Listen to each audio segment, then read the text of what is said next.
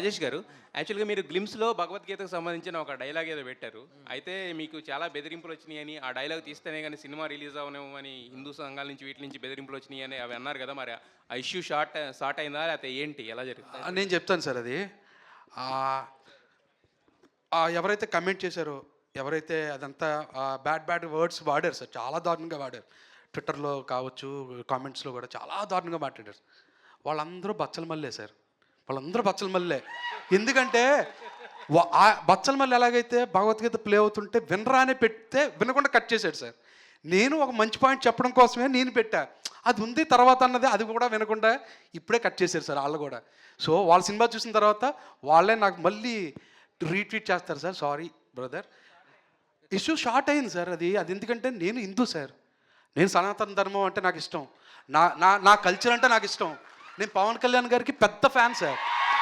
ఆయనే సనాతన ధర్మం గురించి అంత గొప్పగా చెప్తున్నప్పుడు నేను ఆయన ఫ్యాన్ సార్. ఆయన నేను ఆయనే దేవుడు అనుకుంటాను నేను. సో ఆయన చెప్తున్నప్పుడు నేను విన్నా సార్. నేను హిందూ సార్. నేను ఆయన సార్ మూర్తి గారు అంటూ అన్నవరం టెంపుల్లో నేను ఇష్టమై కదా సార్ పెట్టుకుంటాను. నేను తిరుపతి వెళ్ళాను సార్. తిరుపతి వెళ్ళి దర్శనం చేసుకుంటా. నేను పక్కా హిందూ సార్. వాళ్ళు కాదు నన్ను ఆ కమెంట్ చేసిన వాళ్ళు.